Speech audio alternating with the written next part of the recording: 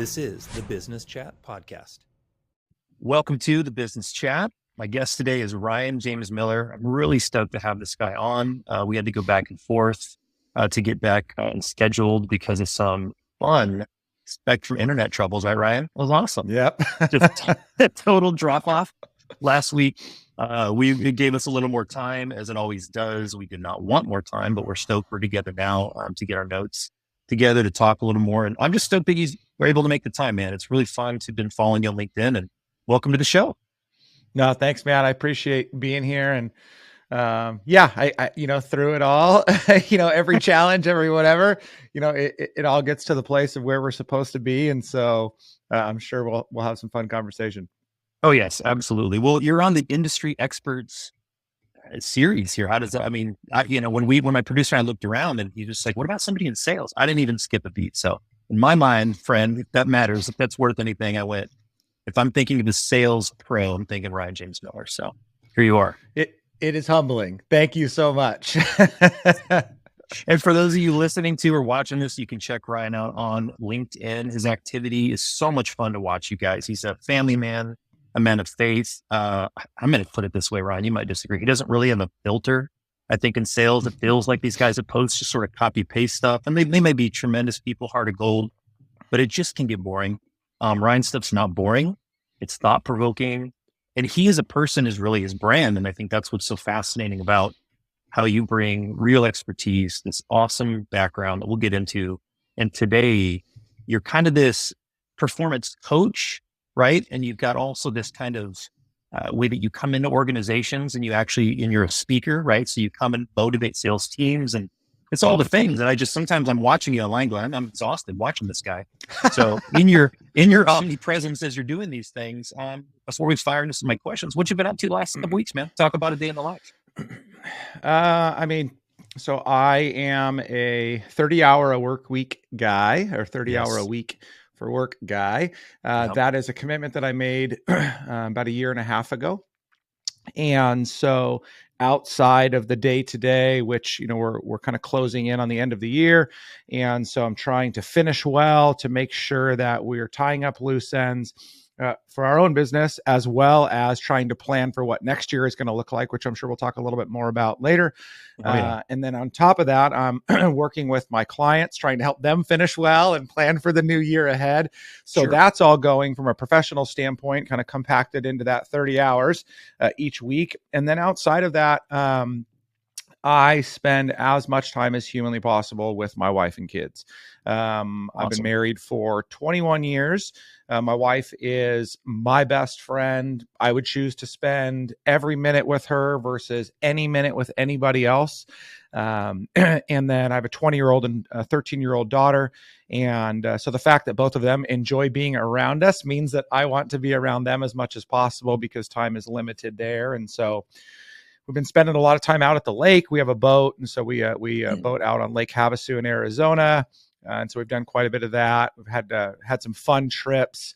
Cool. My wife and I went up to Lake Tahoe with some friends to a concert to see Luke Combs a couple weeks ago. And awesome. We're just kind of running all over the place. And I joked this morning with a buddy of mine. I said, sometimes I think I need a vacation from my weekends, but I wouldn't trade it for the world. So I'm just super fortunate to be in the place I am. Spoken like an entrepreneur, a married guy.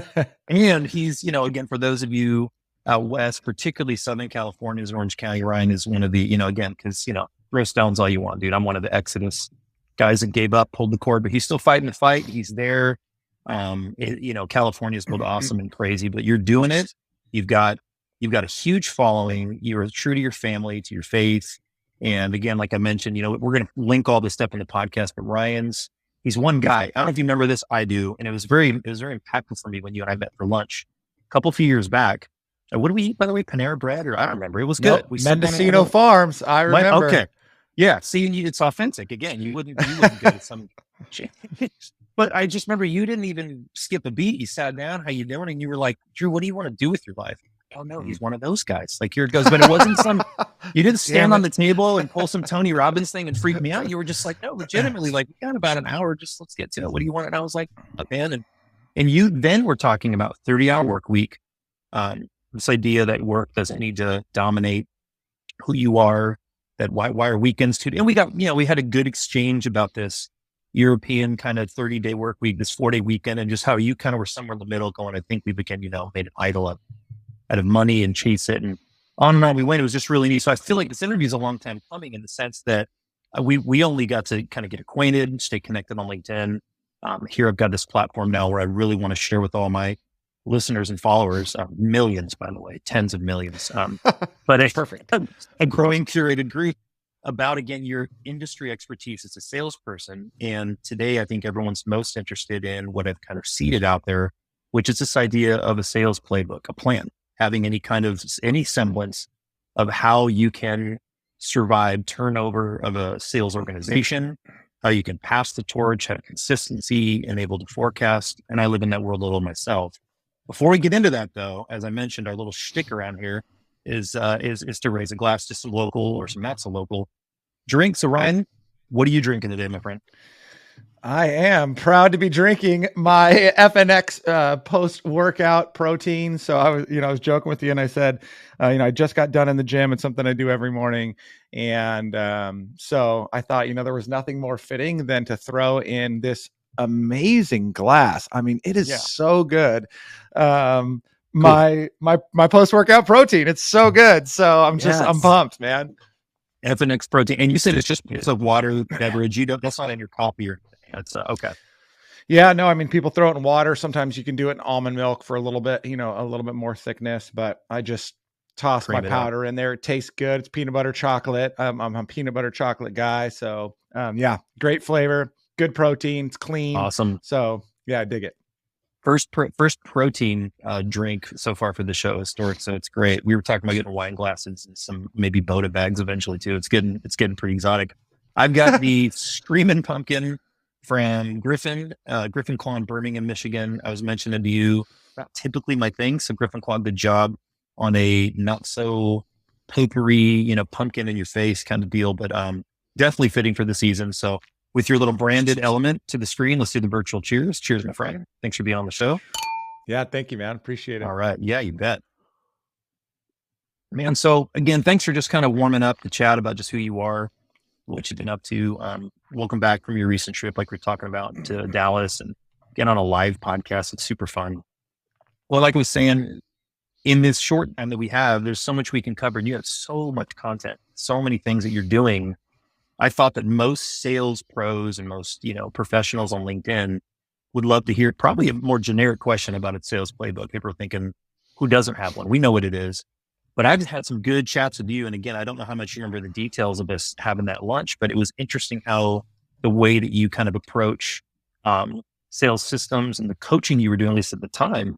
And I wanted to get right into that. And that first question being, again, tell me kind of first, before we go there, just kind of how you got in this field, your professional career story from a 30,000 foot view to give folks context of who's answering these questions. Not everyone knows you, man. You're not celebrity A-list status yet, although I'm trying to help with that. So. Oh man. So yeah, I, in my late teens and, into, I guess, my very early 20s, so probably right at about 20, I was big into street racing. So I had a lowered Honda Civic, roll cage, turbocharged, nitrous, legit the whole thing. Some of my closest friends at that time were some of the early stars in the first Fast and the Furious movie. I mean, I was really in it. Took the words out of my mouth.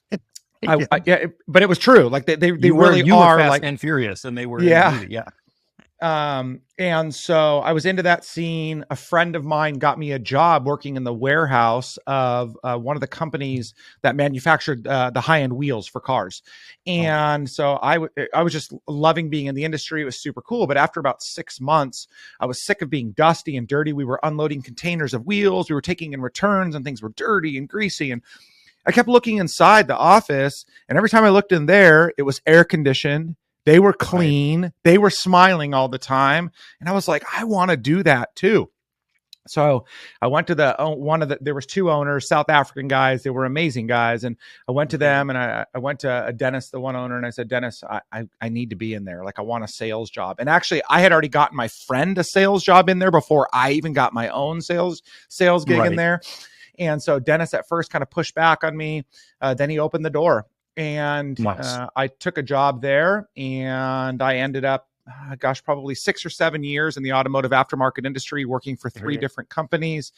From there, I realized that I was, as I am today, a loudmouth extrovert at times, but I was able to use that coupled with this desire to build relationships, to be successful. And so by the grace of God, very early on, I was able to be pretty good at that. And then that just continued to carry.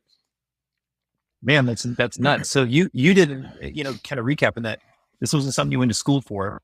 And you even had it's the classic forklift driver in the warehouse kind of thing, just kind of laughing at office staff going, "Shh, suckers," And then over time that dialogue flipped of like, well, wait a second, joke's on me.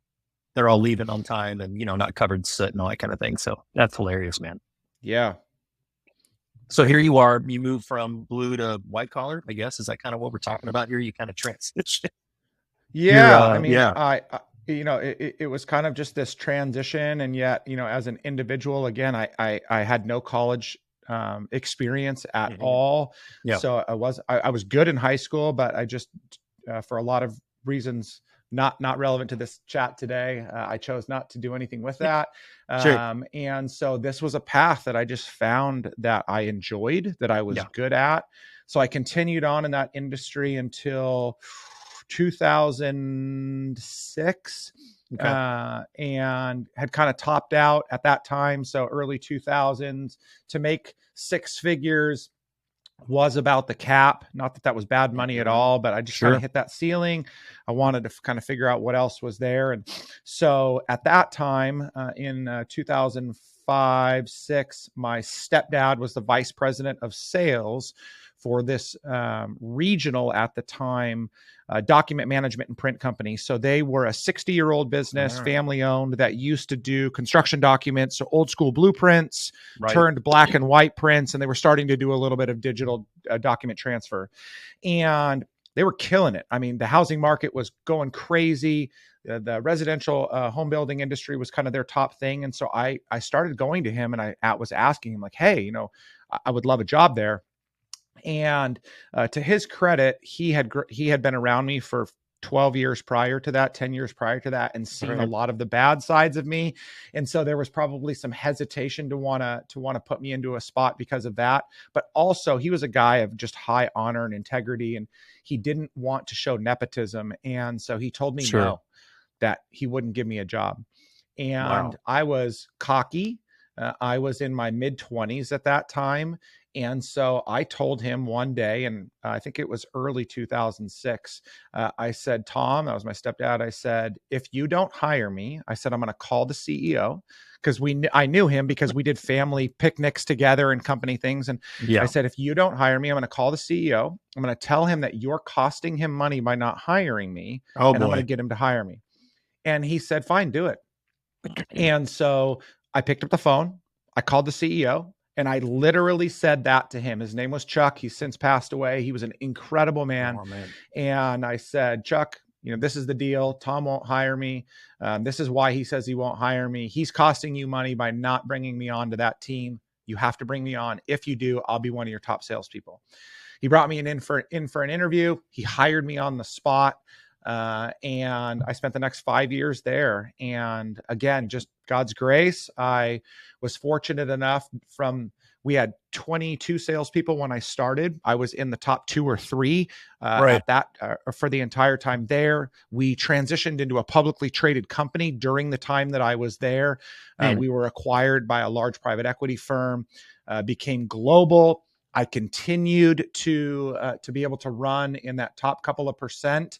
I led a sales team and a region during the time that I worked there. And so I was just finding more and more success as I continued to lean into these gifts that I was realizing I had in myself. Yeah. And again, it's the fast and furious kid that had the fire in his belly, just needed the opportunity, and you didn't see it in yourself probably at the time, but I love calling the CEO and threatening, warning that he's wasting money. Spoken like a sales guy. It's all blazing, right? And I mean, there was kind of like 2 key things: one big misstep, and then one huge opportunity that happened in the midst of all of that. One was when Chuck passed away. as we were this publicly traded company. This new CEO came in, and one day he had said to me, he pulled me in and he said, Ryan, he said, you need a mentor. And I laughed in his face. I said, are you kidding me? I said, do you see, I literally said, like, do you see the results that I'm putting up? Like, I don't need a mentor. Mentor for And what? that was the end of that. And so that was a huge misstep in my career early on. I was probably 28, 29 by that time. Got it. The flip side of that was we had a corporate sales trainer.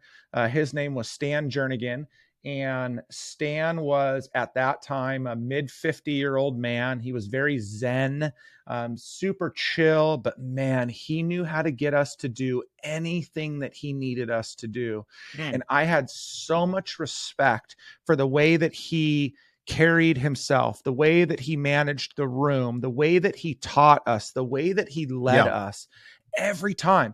And so that was when I got introduced to Stan, and every time that he would come back every few months, I started to gain an affinity, not just for Stan, but for what he was doing. And so that was when there was this little twinge in my belly that started to kind of think, man, one day I could do that. You know, one day I could go out and teach sales for myself. Sure. And so that was a big thing for me, was interacting with Stan and starting to build a relationship with him, of which, by the way, I still have today. So it's pretty cool. Man, that is cool. And it sounds like, as you know, you've already kind of transitioned for us from the story to what you do today. And because you're doing it, right? You saw Stan and said, I think I can do that. You've been doing that and been doing a great job, in my opinion. And I'm looking at RyanJamesMiller.com, got that pulled up with these resources of yours. And, you know, the subtopic today, the topic is sales, and you've got expertise. And I think a lot of folks can relate. Most, in fact, sales guys I meet go, yeah, I didn't go to school. Or I landed in this because I was really good at, I was a closer. Didn't know that's what it was called. And they started pulling me into close, but I was developing sales. And it's a fascinating world few understand unless you've been in it. And it's all sometimes mischaracterized world of salespeople. I come in and close. I'm less good at prospecting, et cetera.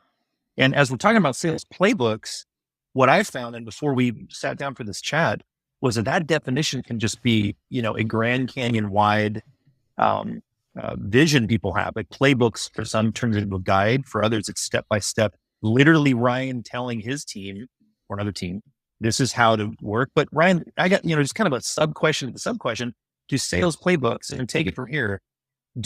Are those industry agnostic? Do sales playbooks have to be, you know, pretty much tuned for who you're talking to? And talk to me about your outlook in general. Just take that and run. I just want to hear your thoughts on playbooks, how you approach them. Yeah. So on one hand, I would say that, you know, a playbook is not our term, right? I mean, a playbook is really, I'm sure it was birthed because if you go by definition, it's really a collection of strategies and tactics for a team. And so that's just drawn from the sports world. And we would probably most closely associate that to, a football. And, you know, so it's every single play that's drawn up, both on the offensive, defensive, and special teams. And so on one hand, I would say that a playbook is generic in the sense that every team has one, whether that now it's a professional organization or sports team. Every team has one, but the plays inside of that differ. And so I think that then, you know, we have to think that there is a common structure that we should probably follow as it relates to generality of playbook, which I'm happy to talk about. And then inside of that, there's nuance because we're serving different clients, we're selling different products and services, and we're different people. I had a friend of mine, a mentor, in fact, unofficially, tell me the most dangerous thing that a business owner and that maybe a salesperson organization can do is be tremendously successful and not know how they work and not know why they're selling. Because the inference there's, you know, you're going to reach the end of that cliff. You're going to come to the end and turn around and go, what was this based on? Right. And I think the question there being, you know, what to you is a sales playbook and what not is interesting, because by your definition, it's a collection of different tactics based on scenarios that come at you. In some ways it is reactive. In some ways, I'm sure there's proactive aspects to it. But when you come to an organization that I know you do, we talked about this a little bit, And they are somewhere in that, without being hypercritical here, a lot of businesses are just ready to fire AI, particularly startups get in and there's sales, sure. And they pull in an outside sales organization, but a true playbook that really hones in on the efficient things that are working with ideal client profiles is just absent. They don't have time, or so they think. Right. And that typical exciting, it's panic, but it's exciting. Revenue's great. Their sales are going nuts. When they approach a group, a guy like you, a consultant, let's say, to come in and just give a, objective viewpoint, what's the most typical flaw that you find? Is that groups are struggling to articulate, to document, or that their strategy is just completely absent? I'm just curious kind of what you most frequently come across. Yeah, I think that probably the biggest problem, I think, if I was to slap kind of like a general sticker on there, would be that they don't have a strategy. They're unaware. They are probably doing things, and some of them are successful in doing things, but they don't have a structure or strategy to what they're doing and why and how to repeat that. And by the way, the way that is most evident is if they are unable to successfully hire young salespeople to come in and be successful in a reasonable amount of time. So one example, so I do a lot of work in the health insurance, employee benefits world. Yes. And any organization that is proven to be successful should be able to hire somebody brand new off the streets that fits the right profile of a salesperson in their organization, but should be able to hire somebody brand new off the streets. Within 120 days, they should be able to know whether or not they're going to be successful. And within 6 months, they should be starting to create opportunities for the organization. But that is not the case. And so whether it's that industry or any other, what I find is they either struggle to bring people in, or they bring them in and they just get the crap beat out of them. And a year later, they're just churning people because they don't know how to set them up for success. They can do it for themselves because it's in their head, but they haven't put it to paper to help to enable other people to be successful too. Yeah, it is elementary, Ryan, as this is to you, and as some of it is a little bit basic to me. I think that's the shock in my space in marketing and in consulting on brands in the day job space I'm in, is you kind of approach that topic, come to find that they're a little bit going like, well, hey, you're 2 steps ahead of me. We don't have anything documented like you're talking about. And it's shocking not only to see how much success they're having, but how nowhere in the roadmap of the next year or two is the budget for sales structure, for process, and where sales and marketing kind of overlap and meet is very much, what you're talking about. The same railroad track you're laying down is going to create that bridge where sales and marketing are feeding qualified leads. And so without going too deep into any one of the 1,000 rabbit holes of this, again, on the playbook strategy side, a playbook being strategic, do you feel groups could better serve themselves by bringing in an outside consultant like yours after they've created some activity, shown kind of what works, what doesn't, what's churning? Or do you feel like, and again, this is such a wide question, so I'm going to try to rein this in, because there can be an e-commerce startup, right, with an electronic product. There can be a clothing brand. There can be a professional services organization. And those are very different kind of consultants needed. But in general, again, to broad stroke this, do you say, if I could pick as Ryan, the guy that's seen this a lot, to get in before they launch, ideally, to get in after they've launched and they've done some kind of beta, or really to come after they've really accelerated, gone through startup, gone through, investor rounds, and now they're kind of in this plateau legacy? What usually seems to be the ideal sweet spot to apply the best strategy and playbooks that you've seen? Yeah. So definitely, in my opinion, both and here's why. But that was the right answer, by the way. I was going to grade you on that, so. Thanks. Yeah. Where's my sticker? That's right. You get a happy face. Yes. And the reason I say that is because organizations feel like let me kind of get things figured out before I bring some structure to this. And that period of time, that season of business, you're throwing mud at the wall and praying that something sticks. And you can't afford to spend to waste money, to waste time, not creating good opportunity. And so on the front end, if you have good structure, this is like something that's crazy to me. And this I see a lot in the tech space. They create these elaborate business plans, but they don't have a sales plan. Right. And I just don't understand. Like, I don't give sorry, but I don't give a shit how you run your business if you can't generate revenue. Yeah. And they have goals, they have metrics in place that they need to hit, but they're doing that because they're trying to attract money usually. But they don't actually have a plan to get there. And so I just don't understand why people are so ignorant to this idea that they need a plan ahead of time. And then once you have that plan, the beauty is, again, just like a professional sports team in a playbook, we start running plays. Yeah. And we start to gain feedback from the market, feedback from our own organization. And we say, oh, we need to make some tweaks here. Or when something's not working, instead of guessing, we go back to the playbook, we look at it and say, okay, we did this. Oh, we didn't do this the way that we should have. This is the tweak we need to make. So it gives you this I don't know, just kind of place to continue to go back to, this foundation to stand on, to help you move forward in the right direction. No, I think that's tremendous. And it's fascinating. Again, like I said, from what I see and you see, it sounds like the same story, that they have a business development plan in place and usually running when I'm encountering these groups, and it sounds like you as well.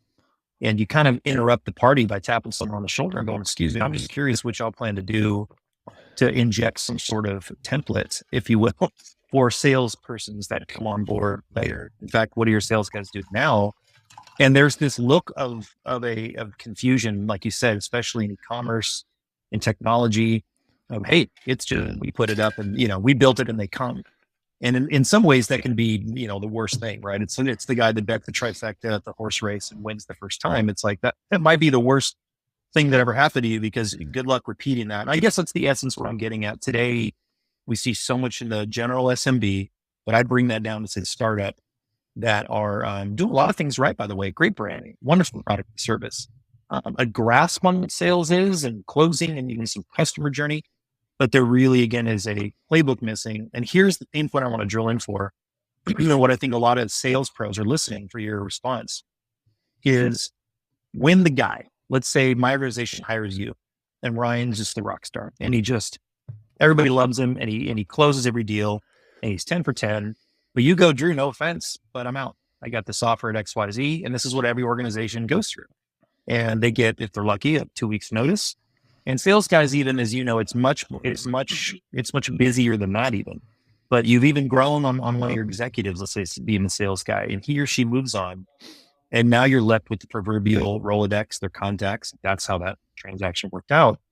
And you're flatlining and you're trying to reach out to that person. Hey, could you come back? Could we hire you for consulting? And I think that's a lot of the LinkedIn activity I'm seeing when I see salesperson for hire.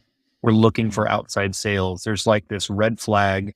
If you're too late for those organizations, would you say that's one of those circumstances? Not ideal, obviously, but that's where a lot of listeners are in today going, well, because I'll bring up, where's your sales playbook? What's your strategy guide look like? And they kind of again go, somebody said something about that, Drew, but do you know where that is, Diane? There's this I think somebody put that somewhere. I'm going, yeah, you don't have one, do you? So again, that's, I think, the platform or the plateau that folks reach, is they get up to a point where they go, we knew so-and-so could do it. They didn't document it. Should they in fact document it, or can we build from scratch and have somebody come in and kind of reverse engineer our success? Yeah.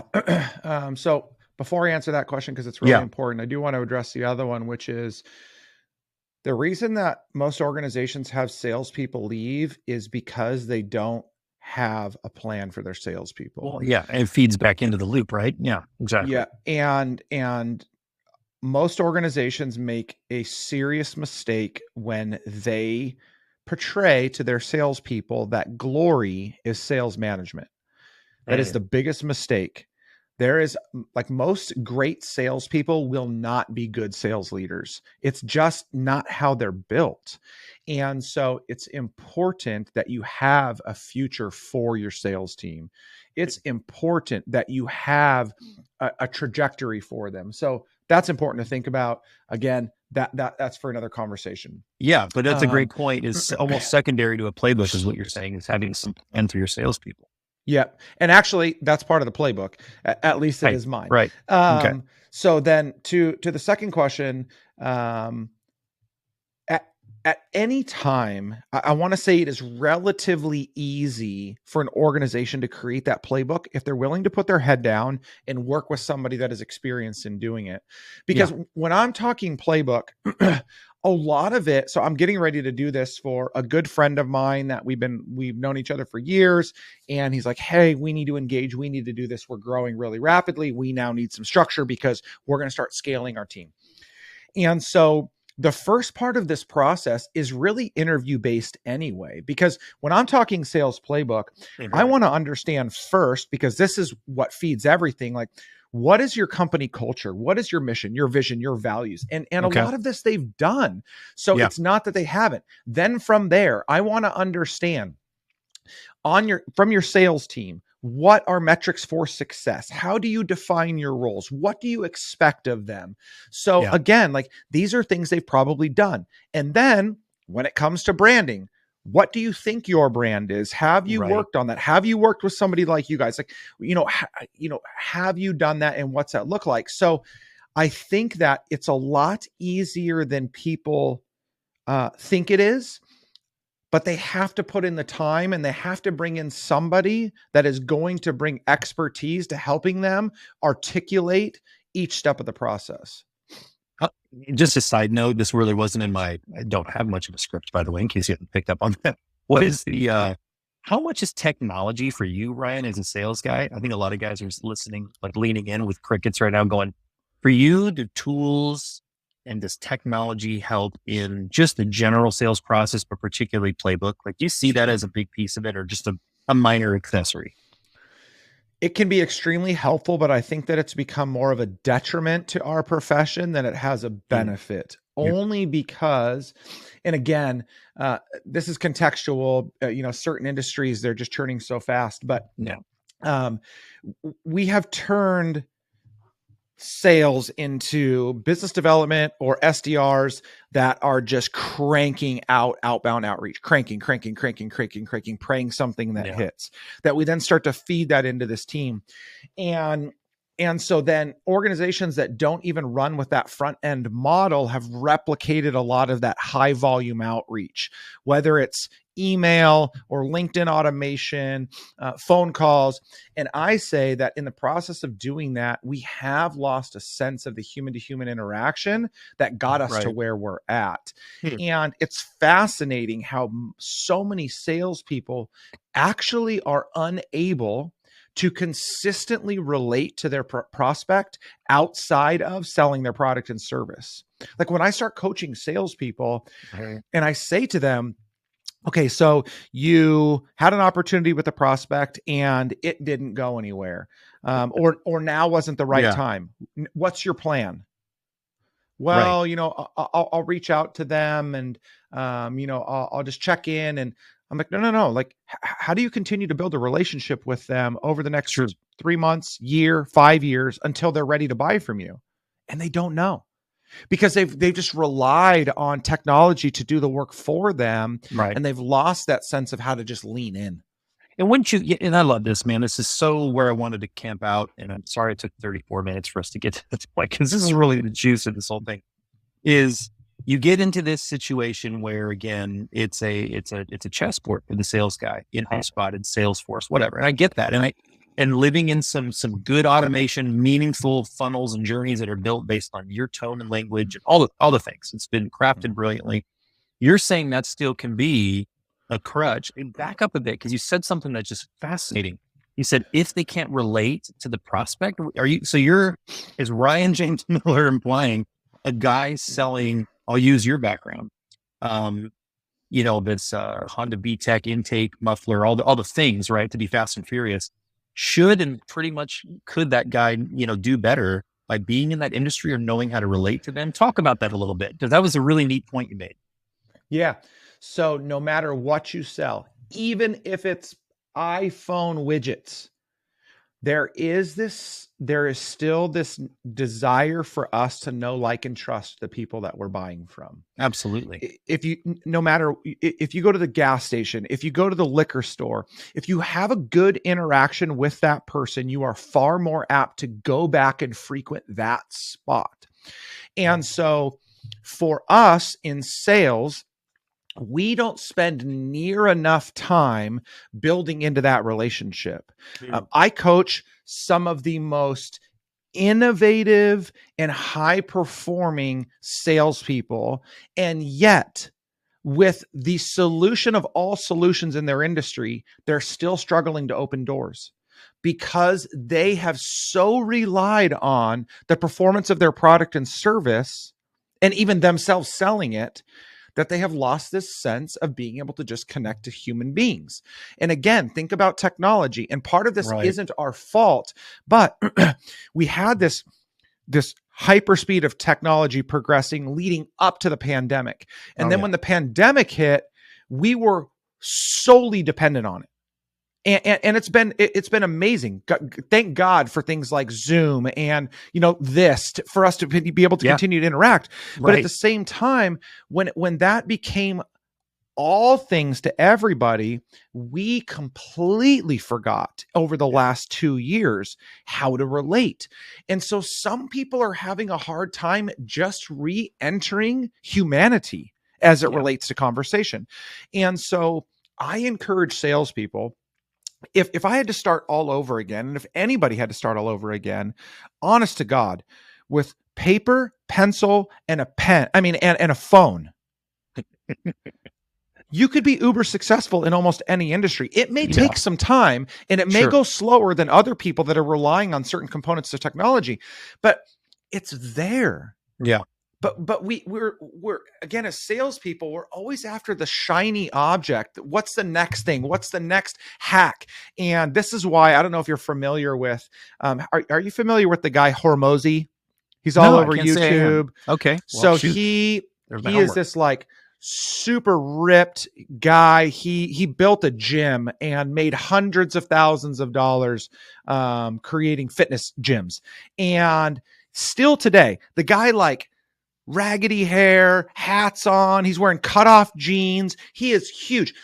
Everything he talks about, and this guy is now worth hundreds of millions of dollars in a short couple of year time, I think. But everything he talks about is so simple. It's like, it's just go do the simple things. Just pick up the damn phone. Just have a conversation. Just build a relationship. Just listen. Just care. And that to me, again, that's what I'm trying to promote. This idea of authenticity and being authentic. The best relationships, the best business relationships we will ever build are going to be built upon us being attracted to one another because of what we like, what we enjoy, and what we value. Similar to you and I, right? I'm sure that there are things that we will disagree on, but all in all, when we connected, and then why it was so easy to go sit and have lunch and have a good conversation and then do this, is because we respect and value each other and like some of the same things. Sure. And so that means that if I could buy something from you and it made sense, I would. Vice versa, you, me. If I can help you to put you in front of somebody else, I would. And you, me. That is the key to business. And that's what we've missed. And so I think that that's the thing that, again, technology exposed or has exposed, is this lack of the ability for us to just connect on a human relational level. Yeah. And you said so many things there, man. It's impossible to recap it all. It's awesome, but though that's what the point of these, the business chat is my platform for you to be able to kind of give folks a glimpse at what you're doing and get some insight into a professional. But at the end of the day, if you did not catch what Ryan said, my little recap I've been taking notes is, a sales playbook is not technology. The other thing that a sales playbook, almost right, and correct me if I'm saying this wrong, and you can just correct all of it. A sales playbook is really trumped by first and foremost having a sales culture and a business development plan to bring on folks that are relatable and go back to the basics. Ryan, you sound like you would any day trade having two guys with a notepad and pen that cared for people, had a grasp on not just the product or service, but the customers buying it first and foremost, than you would a legion of today's trained right out of college guys that know automation and funnels. I mean, that's kind of what it sounds like. Yep. Yeah. Yeah, no, that's so good. And so one of the quote unquote tools, and I just had this conversation with one of my clients the other day. She was asking how to track her follow-up, her outreach activity and her follow-up with their prospects. Yeah. And so I always ask them, because they're working for an organization. I said, do you have a CRM? And she said, yes, I think it was Salesforce that they use. And she said, but it's really hard because, you have to go in and keep track. And I said, okay. I said, I'm like the technology guy. I've got my AirPods in. We're over video right now. I've got my phone off to the side. I like hack everything with technology that I can. And at the same time, the greatest gift to tracking outreach activity and follow-up engagement with prospects is an Excel spreadsheet that you print out in an 11 by 17 and you use as a desk mat. And it sits right in front of you on your desk, and you can look at everybody that you need to call, when you last called them, very basic notes about what they said. And she was like, sure. Oh my gosh, are you serious? Yeah. And I said, yes. And then her next response was, thank you so much, because I'm so overwhelmed by needing to use all this stuff that this is one of the most simple things I can do. So anyway, so I love the simplicity in the midst of, there's enough complexity in our world. There's enough complexity in our jobs and everything. It's like, let's keep it simple, stupid. And this is one thing that I need to remind myself to keep simple. Well, you've answered my third, final, fourth, fifth question, Ryan. What I was, I wanted you to bring to the table, show what you bring to the table that differentiates from other sales strategists. Now we're exiting a little bit of the, what's your outlook on this and that, playbook versus strategy, technology, and I appreciate you bringing up the pandemic. It's something we're not trying to focus on as much here, but it relates to what organizations, particularly salespeople, have gone through. But so you approach a company, they call you, they say, hey, Drew, and the guys say, we should talk to you. What would you want to tell that person listening today that's on the fence going, I like this guy. Everything he's saying resonates. And most business owners, by the way, I don't know how much you have realized this. It's refreshing when a sales strategist comes in and goes, have your sales force, build your funnels, do your marketing. All of that is generating toward a platform we sales guys can use. But it's very refreshing for them to hear that you could take, and probably would prefer, a less encumbered person by technology and preconceived ideas and train a moldable person. What do you bring? So all that to be said, what do you bring to the table? What one or two things would you want to say right now in closing that differentiates from other sales strategists? And I think I know what you're going to say, but I want to hear what you would say. I'm not grading you on this one. Yeah, I kind of want to know what you think. But so what I would say first is, it is extremely important to have experience and expertise. There's too many gurus that have been doing this for 7 minutes and are charging people a lot of money because they've read books. And so I want people to be really careful. So you want experience, you want the expertise, you need strategy, you need structure, and you need to have things like technology. So all of that is really important. Cool. But what differentiates me from so many other people is I have a deep-seated belief in people. And that sounds so generic, but what I mean by that is, no, dude, this is how we connected. Remember, you showed up and saw me and you're like, man, this guy needs a haircut. But we're both hippies that way. We both just like people. At the end of the day, we're like, this is the joke's on you if you don't enjoy humans. If you don't like people, then that's that. You lose. And again, the two keys to being the best are to deeply understand who we are and to figure out how to bring the very best of that to the surface and apply that to what we do. And so as it relates to sales, if I have this deep-seated desire to serve people, to care for people, to solve problems, to achieve total world domination in an industry segment, whatever that may be, and I can bring that to the surface and leverage those gifts and talents, right, dude, you can crush it. And so there are very few things that I believe that God has really, really uniquely gifted me with. And I believe that I have this ability to see inside of other people the things they cannot see inside of themselves, and then help those people draw those things to the surface and apply them to, in this case, the role of sales. I can teach anybody the structure. I can teach you how to open the door, to have the conversation, to engage with the prospect, to use the script. But what I can't teach you is how to use your gifts to connect with them and what they need. Gotcha. And so I'm just bringing those things to the surface and I'm helping them be applied. And that's where true magic happens. It's a home run. And, wrap up to this. I'm on your site again, Ryan, and as folks have been probably checking out some of your content that don't know you, I'm looking at your guide to the personal reflection, realization, reinforcement. Does that guide kind of touch on pretty much what we've been talking about in terms of drawing that out and the individual salesperson, all that kind of thing? Yeah, that's very helpful because, again, I mean, you can appreciate this because you do this all day long in the corporate world. We've probably engaged in mission, vision, values exercises in organizations for years, right? Just a little bit. Yeah. Yeah. And they can be super helpful when they're applied appropriately. But when is the last time an individual went through that?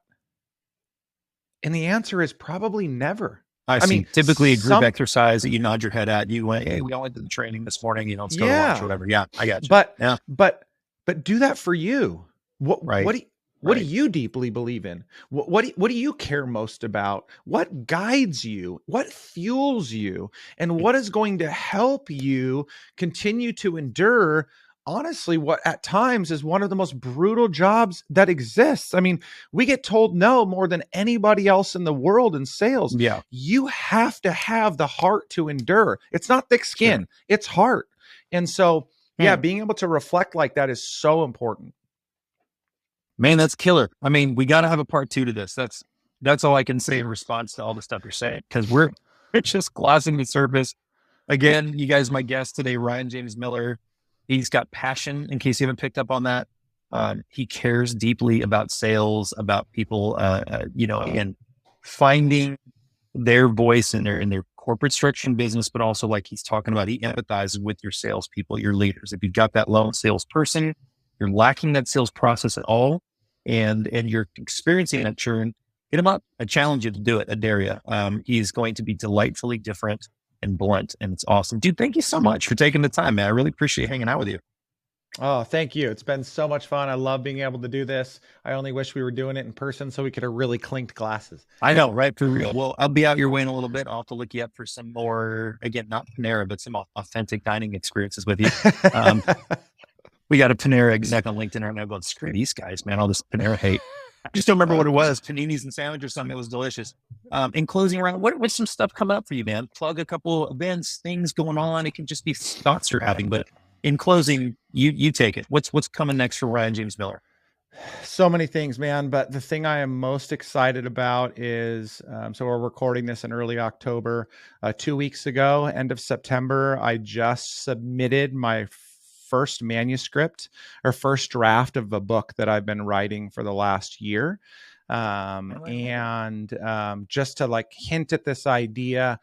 So as many people have experienced a lot of hurt, heartache, and tragedy in my life. And what I began to realize was those wounds were actually what allowed me to reveal my calling. And so I'm really excited to see that process through. The goal is to have it published March 28th, 2023, which would be my 45th birthday. And so we're working at that, and I'm really excited to be able to share that story with other people and enable other people to share theirs. Man. All right. Well, now you got me interested for sure. Well, we'll have to put something together to kick off the book's release. Best of luck with that. I mean, that can be an exercise and challenging, but also super fun. And, you find a lot about yourself and all that kind of thing. Ryan James Miller, again, guys, look him up on LinkedIn. I'm not going to list up all his .coms, but you definitely need to go to ryanjamesmiller.com. He does a lot of things. There's a lot of things you guys can follow and check out for sales coaching. Go to the site, at least download again those resources and connect with them on LinkedIn. This is a guy that truly will take the time and hear some of your pain. So again, Ryan, thanks for being on the show, man. All the best to you. We'll talk soon. All right. Thanks, Drew.